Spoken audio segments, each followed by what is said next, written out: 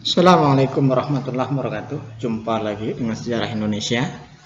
Hari ini kita akan membahas tentang pemerintahan Gus Dur atau dikenal dengan Gus Dur ya, nama akrabnya. Nama lengkap Kiai Haji Abdurrahman Wahid atau yang sering dikenal dengan Gus Dur. Gus Dur ini, Gus ini berarti sebutan anak dari Kiai. Kalau NU itu disebut dengan Gus. Lahir di Jombang 7 September 1940, wafat di Jakarta 30 Desember 2009. Agama Islam, istri Sinta Nuriyah. Anak 4 orang putri. Partai politik Partai Kebangkitan Bangsa atau PKB.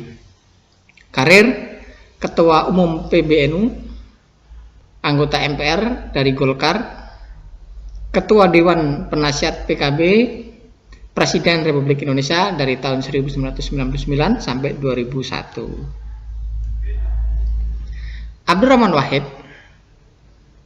lahir dari pasangan Wahid Hasim dan Syalikah. Abdurrahman, nama lengkapnya ya Abdurrahman Ad-Dakhil, yang berarti sang penakluk, atau sering dikenal dengan Gus Dur. Gus Dur adalah putra pertama dari 6 bersaudara. Wahid lahir dalam keluarga yang sangat terhormat dalam komunitas Muslim Jawa Timur. Kakek dari ayahnya adalah Kiai Hasyim Asy'ari, pendiri Nahdlatul Ulama atau NU. Sementara kakek dari pihak ibu, Kiai Haji Bisri Samsuri, adalah pengajar pesantren pertama yang mengajarkan kelas pada perempuan. Ayah Gus Dur, Kiai Haji Wahid Hasyim, terlibat dalam gerakan nasional dan menjadi Menteri Agama tahun 1949. Ibunya, Nyi Hajah Solehah, adalah putri pendiri Pondok Pesantren Den Anyer Jombang. Saudaranya adalah Salahuddin Wahid dan Lili Wahid. Ia menikah dengan Sinta Nuriyah dan dikaruniai 4 putri, Alisa, Yeni, Anita, dan Inayah. Riwayat pendidikan: SD menempuh di Kris, pindah ke SD Mataram Perwari. Terus melanjutkan sekolah menengah ekonomi pertama di Yogyakarta pada tahun 1956. Belajar di pesantren Tegalrejo, Magelang, dan kemudian pindah ke pesantren Tambak Beras Jombang tahun 1959 sampai 1963. Pada tahun 1963 melanjutkan di Universitas Al-Azhar Kairo. Terus melanjutkan Universitas Baghdad Fakultas Seni pada tahun 1966 sampai 1970. Di tahun 1971 ia kembali ke tempat asalnya dalam dunia pesantren. Diangkatnya Gus Dur. Masa pemerintahan Kiai Haji Abdurrahman Wahid atau yang sering dikenal dengan Gus Dur dimulai dari sidang MPR yang diselenggarakan pada tanggal 1 sampai 21 Oktober 1999. Pembacaan pidato pertanggungjawaban B.J. Habibie tersebut ditolak oleh segenap anggota MPR DPR, sehingga ada pada saat itu dilaksanakanlah voting yang menolak 355 menolak, yang menerima hanya 322, absen 9, tidak sah 4. Dengan demikian B.J. Habibie tidak dapat maju mencalonkan diri menjadi anggota menjadi presiden RI mewakili Partai Golkar. Akhirnya diadakan pemilu 1999 dengan PKB memenangkan 12% suara, sedangkan PDI memenangkan 33 suara. Karena tidak mencapai quorum, tidak mencapai 50% plus 1, maka pemilihan presiden dilakukan 2 putaran. Pada berikutnya ya ada namanya politik poros tengah ya. Jadi dari partai-partai Muslim dan lain sebagainya mereka bersatu dan memilih Gus Dur sebagai presiden. Pada tanggal 7 Oktober 1999, Amin Rais, Poros Tengah, secara resmi menyatakan Abdurrahman sebagai calonnya tadi yang saya utarakan. ada gabungan dari Golkar, Akbar Tanjung dan sebagainya. Karena Gus Dur ya pada saat itu terpilih, sedangkan Megawati hanya yang memilih 313 suara. Karena tidak senang karena calon mereka gagal memenangkan pemilihan, maka pendukung Megawati mengamuk dan Gus Dur pun menyadari bahwa Megawati harus terpilih menjadi wakil presiden. Pada saat itu Megawati itu berpasangan dengan Hamzahas. Kabinet pertama Gus Dur atau Kabinet Persatuan Nasional adalah kabinet koalisi yang meliputi anggota partai politik, ada PDIP, PKB, Golkar, P3, PAN, dan Partai Keadilan. Pada November 1999, Wahid mengunjungi negara-negara ASEAN, Jepang, Amerika Serikat, Qatar, Kuwait, Yordania. Setelah itu pada bulan Desember ia mengunjungi Republik Rakyat Cina atau RRC. Setelah 1 bulan berada di dalam Kabinet Persatuan, Menteri-Menteri Koordinator Pengentasan Kemiskinan Menko Taskim Hamzahas mengumumkan pengunduran dirinya pada bulan November.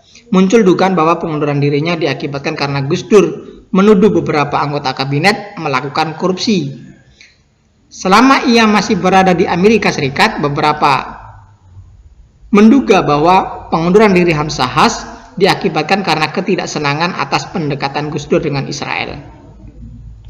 Rencana Gus Dur adalah memberikan Aceh referendum, namun referendum ini menentukan otonomi dan bukan kemerdekaan seperti referendum Timur Timur. Gus Dur juga ingin mengadopsi pendekatan yang lebih lembut terhadap Aceh dengan mengurangi jumlah personel militer di negara Serami Mekah. Maka tanggal 30 Desember 1900 pada saat itu Gus Dur mengunjungi Jayapura di Provinsi Irian Jaya. Selama kunjungan, Gus Dur berhasil meyakinkan pemimpin Papua bahwa ia mendorong penggunaan nama Papua.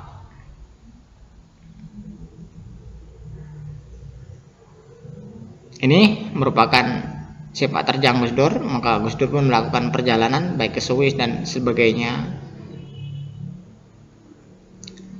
Kebijakan-kebijakan pada masa pemerintahan Gus Dur atau Abdurrahman Wahid: mengganti nama Irian Jaya menjadi Papua, menjadikan tahun baru Imlek menjadi hari libur nasional, pencabutan larangan penggunaan huruf Tionghoa, meliburkan kegiatan sekolah selama bulan Ramadan. Jadi libur sekolah itu bisa 40 hari ditambah libur lebaran. Melakukan negosiasi dengan Gerakan Aceh Merdeka atau GAM, melakukan beberapa kunjungan ke luar negeri, membubarkan kementerian yang terlibat korupsi, memberikan Aceh referendum otonomi, dan ingin mereformasi militer. Kebijakan-kebijakan Presiden Gus Dur ini, pencopotan beberapa menteri yang tidak menurutinya dan tidak sejalan dengannya seperti Yusuf Kala, ya, Laksamana Soekardi, Wiranto, Yusril Issa Mahendra, Susilo Babang Yudhoyono, dan lain-lain. Mereka digantikan atau dipecat kalau bahasa kasarnya itu. Terus berusaha membuka hubungan dengan Israel, menghapus staf MPR yang melarang Marxisme, Leninisme, dan komunisme. Mengizinkan bendera bintang kejora berkibar di Papua Barat asalkan berada di bawah bendera Indonesia. Mengeluarkan dekret presiden untuk membentuk DPR MPR. Jadi mereka mengeluarkan dekret. Terus peristiwa skandal yang terjadi, munculnya pada tahun 2000 yaitu skandal Bulog Gate dan Brunei Gate ya. Pada bulan Mei ya, Badan Urusan Logistik atau Bulog melaporkan bahwa ada 4 juta dolar ya itu menghilang dari persediaan kas Bulog. Jadi pada tahun 2000 terdapat banyak elit politik yang kecewa dengan Abdurrahman Wahid atau Gus Dur. Orang yang paling menunjukkan kecewaan adalah Amin Rais yang menyatakan kecewa mendukung Gus Dur sebagai presiden. Amin juga berusaha mengumpulkan oposisi. Oposisi ini adalah orang-orang yang berseberangan dengan Gus Dur dengan meyakinkan Megawati atau dengan Gus Dur ini untuk merenggangkan, sehingga Megawati masih juga melindungi Gus Dur, sementara Akbar yaitu menunggu pemilihan legislatif, pemilihan umum.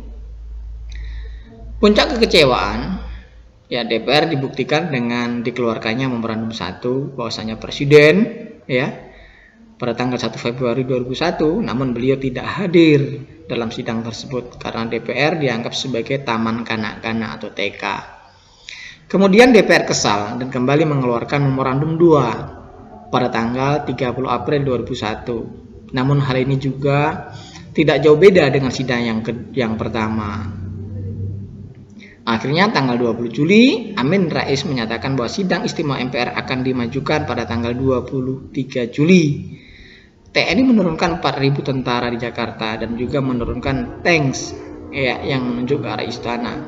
Namun sebagai bentuk penunjukan kekuatan, di lain pihak pemimpin partai politik 5 besar pemenang pemilu itu artinya tidak mendukung PKB, mulai mendekati dan mendorong Wapres Megawati untuk menjadi presiden. Oleh karena itu Gus Dur ini istilahnya mereka bersekongkol lah bagaimana menjatuhkan Gus Dur. Akhirnya presiden mengeluarkan dekret karena mereka dirongrong Isi dari dekret itu membekukan atau membubarkan DPR MPR. Yang kedua, mengembalikan kedaulatan ke tangan rakyat dan menyusun badan-badan untuk menyelenggarakan pemilu dalam waktu 1 tahun.